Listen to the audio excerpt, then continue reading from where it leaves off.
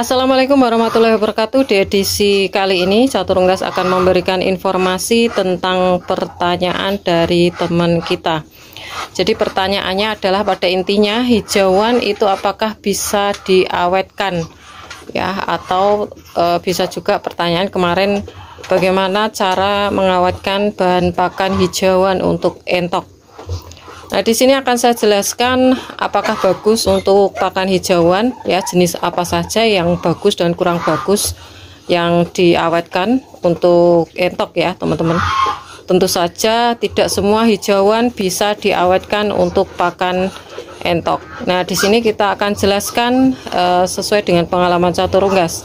Dan sebelum kita jelaskan, untuk teman-teman yang mungkin belum subscribe channel Catur Unggas, bisa subscribe dulu, like dan juga tombol lonceng agar teman-teman tidak ketinggalan info terbaru dari Catur Unggas channel. Di sini kita sambil memberi pakan entok jumbo, indukan jumbo di kandang sekat.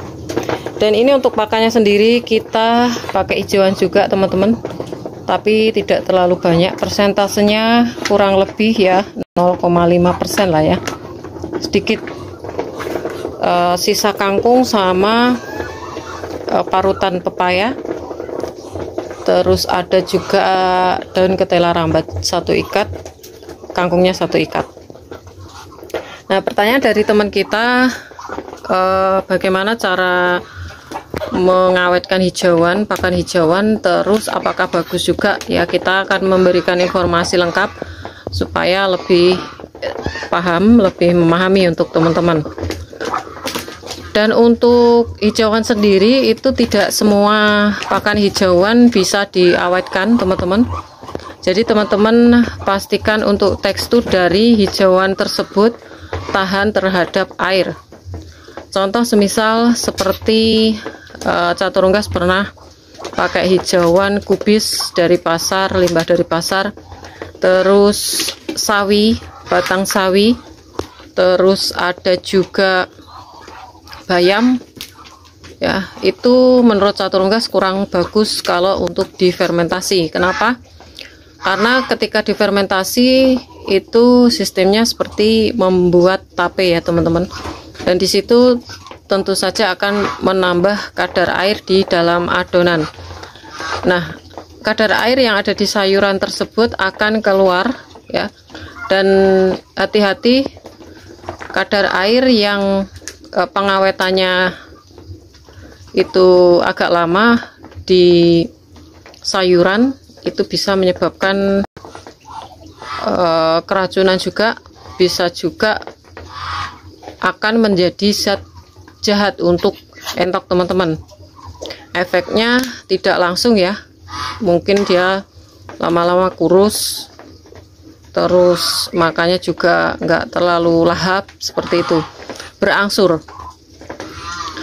Kalau untuk tekstur hijauan, semisal nih daun mengkudu, dia agak keras, itu kalau untuk adonan difermentasi bagus karena dia tahan, maksudnya kandungan airnya udah terlihat tidak terlalu banyak ya. Terus ada lagi daun kelor tuh bagus juga, terus eceng gondok, pokoknya yang dimana dia direbus itu lama untuk apa itu lunaknya, itu yang bagus dijadikan bahan fermentasi.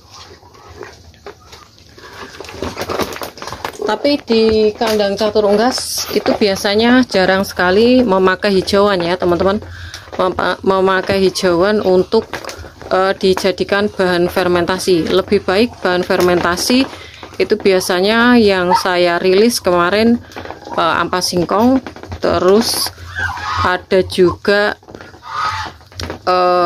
ampas tahu. Dan teman-teman ketahui untuk fermentasi fungsinya adalah untuk mengawetkan. Bahan pakan yang tidak bisa awet lama atau cepat basi bisa diawetkan dengan fermentasi. Terus selain itu juga fermentasi bisa mengubah adanya kandungan dari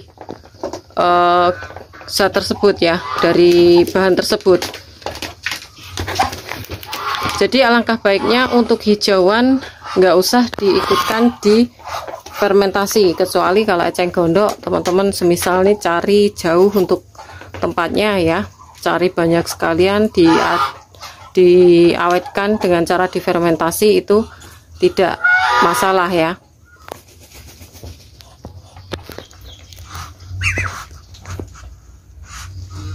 Dan untuk hijauan sendiri, Catur Unggas sarankan untuk indukan, khusus indukan itu jangan terlalu banyak ya. Ini ada plus tambahan tentang hijauan ya.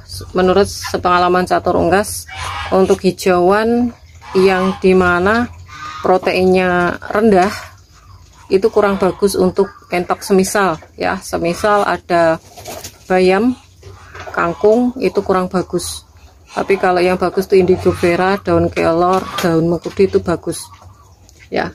Jadi alangkah baiknya kalau diberikan ke entok itu hijauan yang fresh ya, yang fresh. Mending yang difermentasi itu bahan baku yang dimana bahan pokoknya semisal dedak plus ampas tahu atau dedak dengan ampas singkong, seperti itu. Itu pun untuk menyusutkan air teman-teman, biasanya kita harus mencampur dengan dedak ya, atau pakan pokok. Biasanya dedak yang kita pakai itu untuk probiotiknya E4 jangan terlalu banyak, sedikit aja, karena semakin banyak itu akan menambah kadar air, juga akan terlalu banyak ketika udah jadi fermentasi. Jadi ketika fermentasi kita itu salah dalam mengolah fermentasi, apalagi hijauan, itu akan terjadi efek-efek ke entoknya.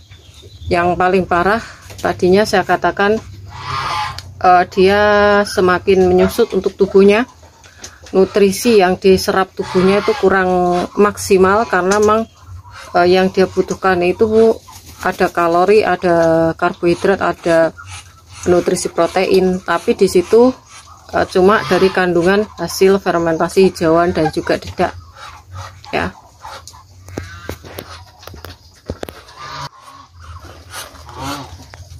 Oke, mungkin itu saja untuk informasi dari Catur Unggas. Semoga ini bisa bermanfaat untuk hijauan yang saya informasikan untuk teman-teman. Jangan lupa untuk pemberian protein sangat diperlukan untuk unggas air semisal entok dan juga bebek ya. Kunci nomor 1 adalah pakan protein. Jadi kalau teman-teman yang baru memulai ternak entok, terutama kalau pemberian pakan cuma hijauan sama dedak atau bekatul, itu kurang maksimal untuk pemberian ke entok, apalagi difermentasi ya. Mungkin itu saja informasi kali ini, semoga ini bisa bermanfaat untuk teman-teman semua. Jangan lupa subscribe, karena subscribe kalian adalah satu partisipasi untuk mendukung para pecinta unggas seperti Catur Unggas Channel. Like apabila kalian suka dengan video ini, tombol lonceng untuk notifikasi video terbaru dari Catur Unggas Channel, dan share ke teman-teman yang lain agar informasi dari Catur Unggas Channel tidak hanya sampai di kalian saja. Dan untuk teman-teman yang berminat untuk pembelian entok jumbo, anakan entok jumbo, telur fertil entok jumbo, bisa DM langsung di Instagram Catur Unggas.